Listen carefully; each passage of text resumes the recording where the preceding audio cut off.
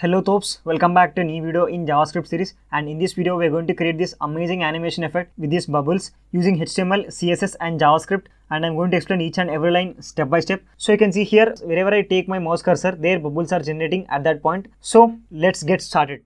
Let's take it slow. Where you go, I go too. And if you hit the bottom. Guys, here I am in my VS Code. You can see I have created three files: index.html, style.css and app.js. You can see all are empty. So let's start with index.html from the scratch. I'll press shift and 1 and press enter. So we'll get this boilerplate, and after that let's change this title.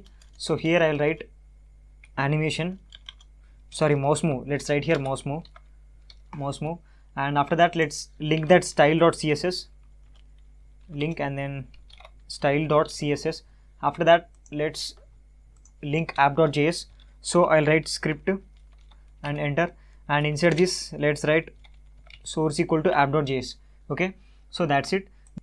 And inside the body let's take a div, and I'll give it a class called logo, and inside this let's write move your mouse. okay, so that's it with the HTML, guys. Let's go to style.css, but before that let's go to index.html and open this with live server just to make sure everything is okay. So you can see, guys, we got move your mouse here, so everything is working fine. Now let's go back to style.css, take universal selector here, and here let's write margin 0 and padding 0. So basically we are removing all the by default margin and paddings of all the elements. And after that let's take the body, and inside this first let's give it a height, height, and that will be 100 viewport height. And after that let's give overflow hidden, so we'll not generate any overflowing content. And after that let's give the main point, that is background, and that will be 111. okay, something like a grayish black. And after that let's come out of that, let's select the logo, and for it we have to take it to center position. So first let's give font family to it, and font family would be Montserrat, so that will be SERRAT, Montserrat. I hope the spelling is correct, Montserrat. And after that sans serif, and after that let's take min height here also, so that will be 100 viewport height, so that entire div will be 100 viewport height. And after that let's give it display flex, and flex direction, not flex direction, justify content center, and align items center, so it will center them at the position. And after that let's give it a color, and that will be white color. And after that font size would be 50 pixels. So that's it. Now let's go to Google Ones. So you can see, friends, we got mouse move your mouse at the center position with new font style. And let's go back to CSS. Let's take a span now. So here this span is nothing but bubble. okay, just remember that bubble, and we have not added this, but we'll add this dynamically using JavaScript. So for now just take span, and let's give it height. So this will be the initial height, 50 pixels, and width will be 50 pixels. So these are initial width and height, and border radius again 50 pixels. okay, because we want that bubble to have border radius round shaped. And after that let's give it position absolute, and after that let's write pointer events none, that will prevent all the clicks on that bubbles. okay, and after that let's give background color. So this is very important, and background would be yellowish color, F7FD04, it's yellow actually. And after that let's write transform and translate minus 50 percentile, and after that minus 50 percentile again. And I'll tell you why we are doing this, I'll explain this later. And after this let's write animation to that, and again this is very important. And animation would be, we'll give a name as fade out. okay, that means it will disappear slowly. okay, so that's why we are giving as fade out. And 6 seconds, this is the animation duration. okay, and after that linear, and after that infinite.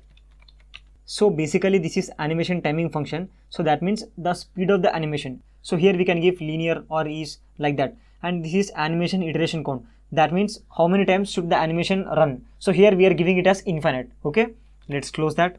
So here we cannot see anything because we have not created that span element inside the HTML. okay, now let's write keyframes. So keyframes, and let's give it to fade out, and inside this at the 0th position, so we'll have opacity 1. So that means bubble is going to be appeared completely at the 0th position. Okay, let's close this. So now let's take a CSS property, that is filter. This is very important, and here let's write hue rotate, and let's give here 0 degrees. So that means at the initial position this hue rotate will be 0 degrees. Now what is this hue rotate property? So friends, basically in color theory we have two kinds of colors. One is primary color and the second one is secondary color. Okay, and secondary. And in primary colors we have three colors, that is YRB, yellow, red and blue. And in the secondary colors we have orange, purple and green. So now these are the pure colors, and these colors are considered as a hue.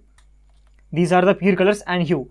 Now when we write hue rotate and give some degrees, so basically what we are doing is we are changing the original color of the image to some different color, okay, to some variety of colors. That variety or gradation or change in color is called hue only here, and depending upon the degree the color is going to be changed. Let me show you that. So here you can see friends, this is the pure yellow color, and that is why it is hues. And here we have added that yellow color with white, then it is called as tint. And if we add that with gray color, then we call it as tones. And if we add that pure color, yellow, red or blue, whatever, with any darkish color, then we call it as shade. So here you can see that these things are also called as hues. So basically what we are doing is we are giving some we are giving some degrees, and we are changing the original color of the image. And let me show you another example. Let's go to W3 Schools. So here you can see friends, these are all the properties of filter. And here we have brightness, that gives more brightness, and here we have contrast and drop shadow. So this will give some drop shadow to the image, and grayscale, so that means it will give some black and white effect on the image. And after that we have hue rotate. Now we can see we got that pinkish color here, and when we press on this none, you can see this is the original color. So we have blue sky here, and when we go to this hue rotate 90 degrees, then we got pinkish color here. So that's about hue rotate. You can experiment with that. Let's go back to CSS and let me comment out this. And now after this let's go to 100 percentile, and here let's write transform and translate minus 50 percentile at first, and again minus 1000 percentile. So here that means at the final stage, after this initial position completed, bubble should go in the upward direction, right? It should slowly go in the upward direction. It should disappear, right? So that's why here we have taken minus 1000 percentile. Plus means it will come downside. That's it. And let's take opacity 0.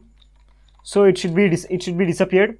And after that let's take filter, and here let's write hue rotate, and here let's write 720 degrees. So there is no limit for the maximum degrees, guys. You can take any amount of degrees starting from 0 degrees. So you can experiment it with different values. Okay, so that's it about CSS, guys. Again we'll come back to this and we'll see why we are taking this 50 percentile and why we are taking this all transform 50 percentile and all these things. Okay, now let's go to app.js. Here let's add event listener directly to the document. Okay, so let's take document and then dot add event listener and open the parenthesis. So our event would be mouse move. Okay, that is mouse, M-O-V-E, move. And after that let's take a function and open the parenthesis. Inside this let's take event object and open the curly brackets, and inside this the first thing we're going to do is, friends, let's get that body first. Okay, so that we can use it here. I'll write body, and then that will be equal to document dot query selector, and let's write here body. And after that, whatever the span element just now we have created and styled over here in that is not yet present inside the HTML, right? So now we are creating that using JavaScript. So let's create that. Here I'll write variable circle equal to document dot create element. So we have one method to create the element. We have already seen that in DOM tutorial. So let's write here span, and let's close this.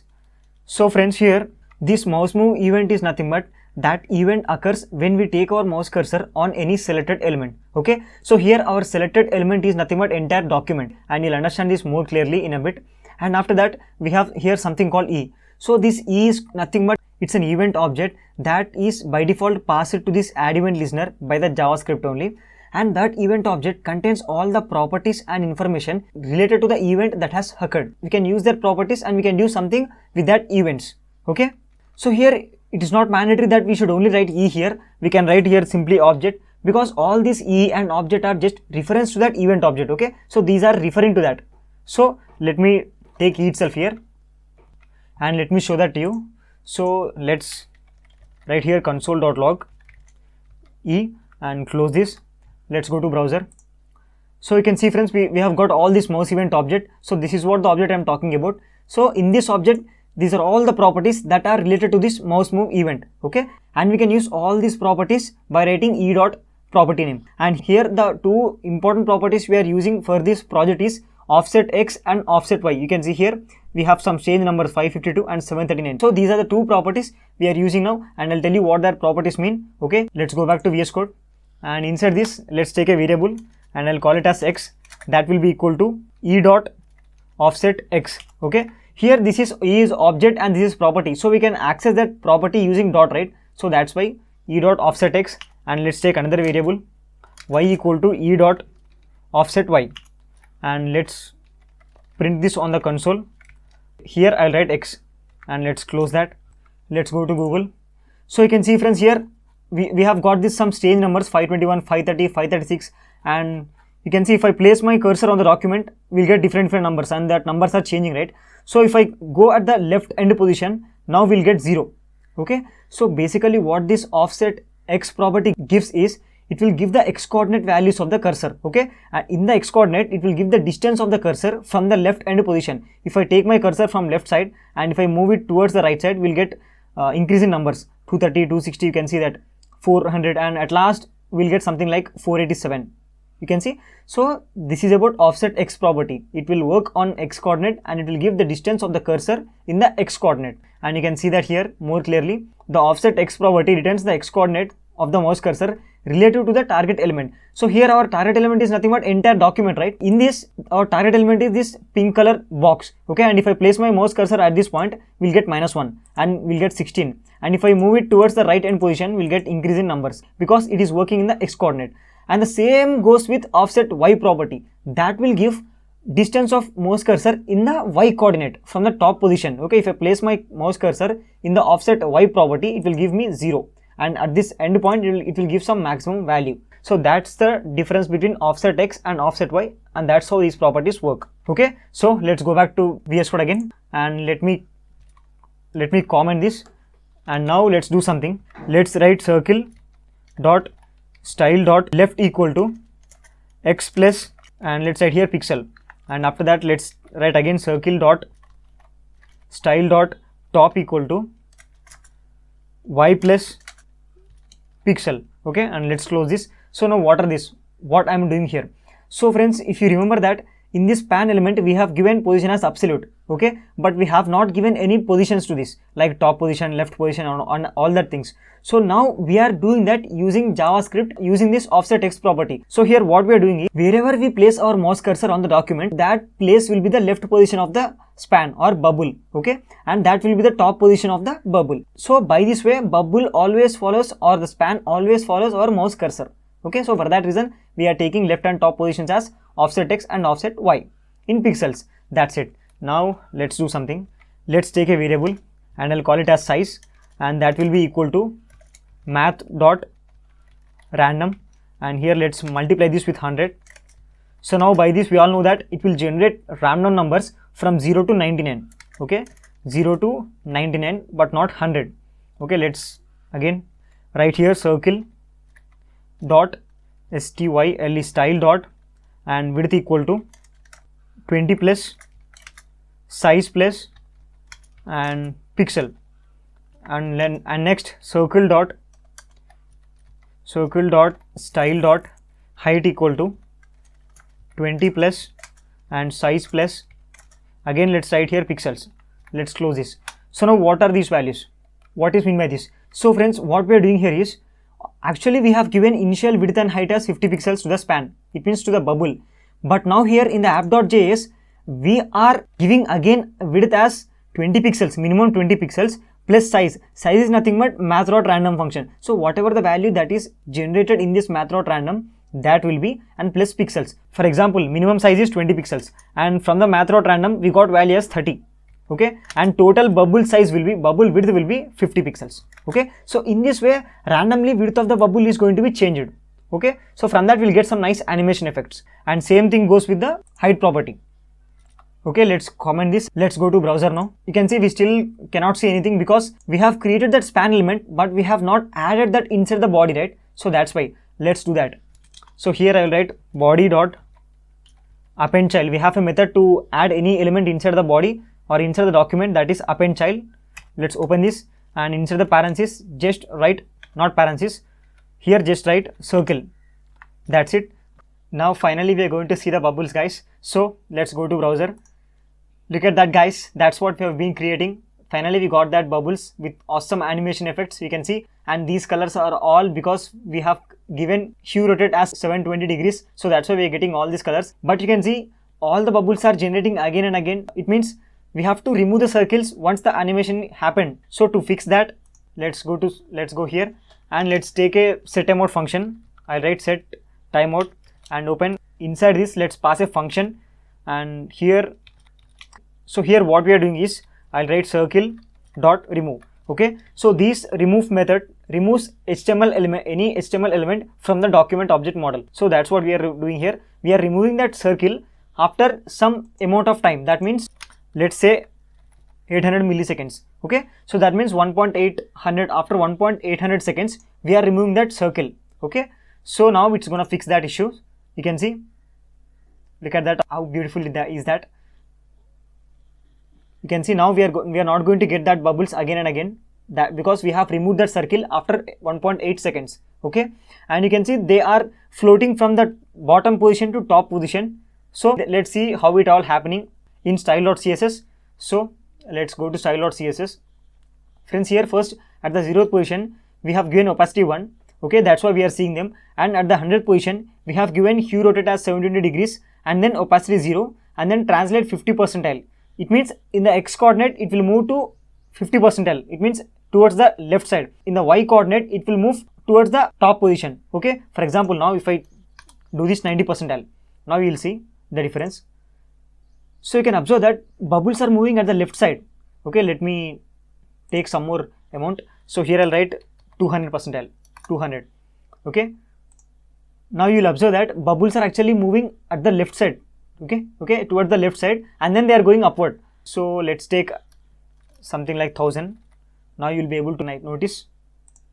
So you can see, guys, now bubbles are going to the left side. Okay, so that's what we are doing. So we want a little bit left side and then at the top position. So for that reason we have taken here minus 50 percentile and then minus 1000 percentile. Okay, and hue rotate 720 degrees. What is this? So because of this we are getting all these color variations. Okay, from the starting from the yellow color we have got this cyan color, and after that we got that pinkish colors. So all that colors we are getting because we have given hue rotate. So let's change that. Let me give just 150 degrees. Now we will see the change in colors. Now we can see we got only yellow and then bluish color. So let me change this to something like 500.